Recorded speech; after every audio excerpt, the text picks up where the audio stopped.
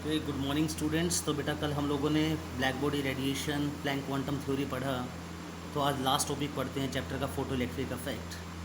बड़ा ही interesting experiment था। H hertz ने 1887 में एक बड़ा ही इंटरेस्टिंग सा एक्सपेरिमेंट किया। उसने क्या देखा एक्सपेरिमेंट्स के अंदर, जब लाइट को मेटल की सरफेस पे डाला गया तो मेटल की सरफेस से इलेक्ट्रॉन का निकलना स्टार्ट हो गया। ठीक है ना। इसी इफेक्ट को हम क्या बोलते हैं, photo electric effect. Photo means light. Light के प्रेजेंस में इलेक्ट्रॉन का इजेक्ट आउट होना from the metal surface is called photo electric effect. इसके लिए उसने एक एक्सपेरिमेंट सेटअप किया और एक्सपेरिमेंट सेटअप आपको जैसा कि यहाँ पे दिखाई दे रहा है। उसने क्या किया, एक इवैक्यूएटेड वैक्यूम चैम्बर लिया, ठीक है ना। उसके अंदर एक मेटल की सरफेस ली और एक तरफ डिटेक्टर लगाया और दोनों को सरफेस को डिटेक्टर को उसने अटैच कर दिया एमीटर और बैटरी के साथ, ठीक है ना। अब जैसे ही बैटरी को ऑन किया, ठीक है, तो अब क्या हुआ, क्या यहाँ से जैसे ही लाइट को इस मेटल की सरफेस पे डाला गया तो जो मेटल की सरफेस है यहाँ से इलेक्ट्रॉन निकलने क्या हो गए, स्टार्ट हो गए। और मेटल की सरफेस कैसी है, नेगेटिव इलेक्ट्रोड है, तो इसने इलेक्ट्रॉन को रिपेल करना स्टार्ट कर दिया इस डायरेक्शन में, ठीक है ना। तो इसका मतलब क्या हुआ, लाइट जैसे ही गिरी मेटल की सरफेस पे वहाँ से इलेक्ट्रॉन का निकलना स्टार्ट हो गया। याद करो कि फोटो इलेक्ट्रिक इफेक्ट जो बेटा है वो हमें लाइट के पार्टिकल नेचर के बारे में एक्सप्लेन कर रहा है यहाँ पे, ठीक है ना। तो जैसे लाइट का वेव नेचर होता है, लाइट का नेचर कैसा होना चाहिए, पार्टिकल नेचर भी होता है। तो उस नेचर को प्रूव करने के लिए फोटो इलेक्ट्रिक इफेक्ट किया गया था। तो जैसे ही इसी फिनोमिना को, इलेक्ट्रॉन के इजेक्शन होने के फिनोमिना को from the metal surface in presence of light is called photo electric effect. Clear है। और जो इलेक्ट्रॉन यहाँ पे एमिट होते हैं उनको हम बोलते हैं फोटो इलेक्ट्रॉन्स। कुछ प्रॉपर्टीज़ इस एक्सपेरिमेंट के बारे में आपको कुछ इंपॉर्टेंट चीज़ें पता होनी चाहिए। The first point is no time lag between the striking of light and ejection of electron. मतलब ये कि जैसे ही लाइट गिरेगी इलेक्ट्रॉन इमीडिएटली बाहर निकल जाएगा। ऐसा नहीं है कि लाइट गिरी और 2-3 मिनट के बाद इलेक्ट्रॉन निकल रहे हैं, नहीं। एक सडन इंस्टेंट प्रोसेस है, जैसे ही लाइट गिरी इलेक्ट्रॉन एकदम से बाहर निकलेगा। Second is threshold frequency. भाई जो जो रेडिएशन हम लोग यहाँ पे डाल रहे हैं, लाइट डाल रहे हैं, उस लाइट की थ्रेशोल्ड फ्रीक्वेंसी जो है वो क्या होगी, एक्चुअली बेसिकली आपको पता होना चाहिए कि थ्रेशोल्ड फ्रीक्वेंसी जो होती है बेटा, वो होती है minimum energy required to eject out the electron from the metal surface.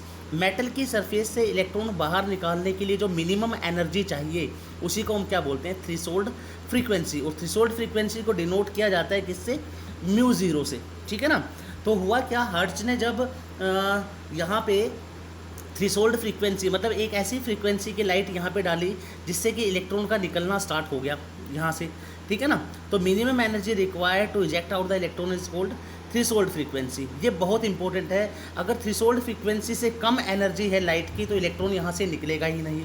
अगर थ्रेशोल्ड फ्रीक्वेंसी से बहुत ज़्यादा है लाइट की एनर्जी तो क्या होगा, इलेक्ट्रॉन तो उतने ही निकलेंगे लेकिन इलेक्ट्रॉन की काइनेटिक एनर्जी बढ़ जाएगी, ठीक है ना। तो ये चीज़ आपको पता होनी चाहिए कि एनर्जी बढ़ने से, फ्रीक्वेंसी बढ़ने से, अगर मैं फ्रीक्वेंसी बढ़ा दूं तो बढ़ाई गई फ्रीक्वेंसी क्या करेगी, नंबर ऑफ इलेक्ट्रॉन तो उतने ही निकलेंगे लेकिन वहाँ पे क्या करेगा, वो जो रेस्ट ऑफ द एनर्जी है, जो थ्रेशोल्ड फ्रीक्वेंसी है, वो तो इलेक्ट्रॉन को निकालने में यूज़ हो जाएगी और बाकी की एनर्जी इलेक्ट्रॉन की काइनेटिक एनर्जी को बढ़ाने में यूज़ हो जाएगी यहाँ पे, ठीक है बेटे।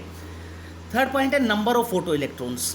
अब तीसरा पॉइंट आता है हमारा इंटेंसिटी से रिलेटेड, ठीक है ना। एक तो था हमारा पहला अफेक्ट था फ्रीक्वेंसी।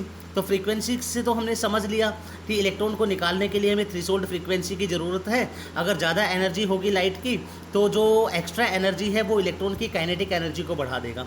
लेकिन अगर मैं लाइट की ब्राइटनेस को बढ़ा दूँ, अगर लाइट की ब्राइटनेस को बढ़ा दिया जाए, उसकी चमक को बढ़ा दिया जाए, तो होगा क्या, यदि ब्राइटनेस का मतलब है इंटेंसिटी से, तो यहाँ पे क्या होगा कि जो नंबर ऑफ इलेक्ट्रॉन्स है इजेक्टेड है वो ब्राइटनेस पे डिपेंड करेंगे, डायरेक्टली प्रोपोर्शनल होंगे इंटेंसिटी के, ठीक है ना। तो मैक्सिमम इलेक्ट्रॉन यहाँ से निकलना क्या हो जाएंगे, स्टार्ट हो जाएंगे। And the last one is kinetic energy of the photo electron.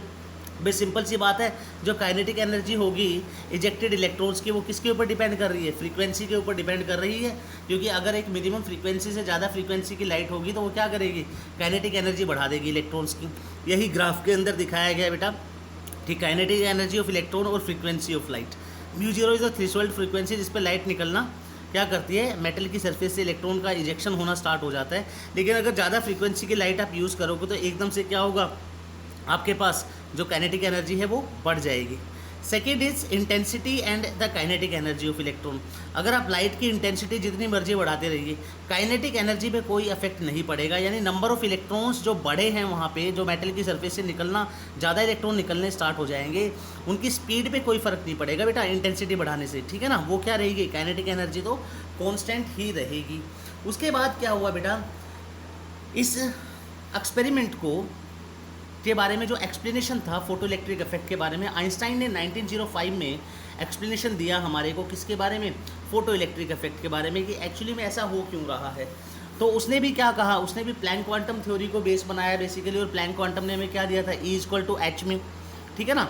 तो बेसिकली फोटो इलेक्ट्रिक इफेक्ट में क्या कहा आइंस्टाइन ने, कि जब फोटोन, ऐसा फोटोन जिसके पास एक अपनी सफिशिएंट एनर्जी हो, जब वो मेटल की सरफेस से इलेक्ट्रॉन को निकाल दे, तो उसी को उसने क्या कहा था, फोटो इलेक्ट्रिक इफेक्ट, ठीक है ना। और इसके लिए उसने क्या दिया था, यहाँ पे एक रिलेशन दिया था कि h μ = h μ0 + ½ MeV²। h μ क्या है, एनर्जी है हमारी किसकी, स्ट्राइकिंग फोटोन की, रेडिएशन की। h μ0 क्या है बेटा, हमारे पास वर्क फंक्शन। वर्क फंक्शन क्या होता है, सपोज करो मेटल की सरफेस के अंदर कोई इलेक्ट्रॉन है, उस इलेक्ट्रॉन को निकालने के लिए जितना वर्क डन करना पड़ेगा उसी को हमने क्या कहा, वर्क फंक्शन। अगर मेटल का साइज़ बहुत बड़ा है, यहाँ से इलेक्ट्रॉन को इजीली निकाला जा सकता है, तो उसका वर्क फंक्शन क्या होगा, कम, ठीक है ना, कम एनर्जी मुझे लगानी पड़ेगी। अगर मेटल का साइज़ बहुत छोटा है, न्यूक्लियस ने इलेक्ट्रॉन को बाइंड अप किया हुआ है, तब क्या होगा, मुझे ज़्यादा वर्क फंक्शन करना पड़ेगा, तो उस मेटल सरफेस का क्या होगा, वर्क फंक्शन ज़्यादा होगा। यानी कहने का मतलब ये है कि ये जो h μ0 है ये कांस्टेंट होगा हर एक मेटल सरफेस के लिए। अगर एनर्जी की रेडिएशन, अगर हम इंसिडेंट रेडिएशन की एनर्जी को बढ़ा भी देते हैं, तो मुझे तो मिनिमम अमाउंट में एनर्जी चाहिए ना इलेक्ट्रॉन को निकालने के लिए, जिसको मैंने क्या कहा, h μ0 थ्रेशोल्ड फ्रीक्वेंसी, ठीक है ना। तो वर्क फंक्शन तो कांस्टेंट है यहाँ पे, तो जो एक्स्ट्रा एनर्जी होगी वो किस में कन्वर्ट हो जाएगी, काइनेटिक एनर्जी में। इस फार्मूले से आइंस्टाइन ने प्रूव किया था कि भाई जब रेडिएशन की एनर्जी थ्रेशोल्ड फ्रीक्वेंसी से ज़्यादा मेटल की सरफेस पे डाली जाती है, तो जो इलेक्ट्रॉन्स हैं, जो इजेक्टेड इलेक्ट्रॉन्स हैं, उनकी काइनेटिक एनर्जी क्यों बढ़ जाती है, वो काइनेटिक एनर्जी इसीलिए बढ़ जाती है। From this formula you can see over here h μ = h μ0 + ½ MeV²। And the last is stopping potential. Stopping potential क्या होगा बेटा, कि minimum potential applied by which velocity of ejected electron become 0 is known as stopping potential. मतलब क्या हुआ कि metal की surface से जो इलेक्ट्रॉन निकल रहे थे इस डायरेक्शन में, मेटल की सरफेस से जो इलेक्ट्रॉन निकलने स्टार्ट हुए, अगर मैं उसके ऑपोजिट डायरेक्शन में क्या करूं, एक ऐसा पोटेंशियल लगा दूं जो क्या करे, जो इलेक्ट्रॉन की इजेक्टेड स्पीड थी, जो इलेक्ट्रॉन निकला था मेटल की सरफेस के, उसकी स्पीड को क्या करे, रोक दे।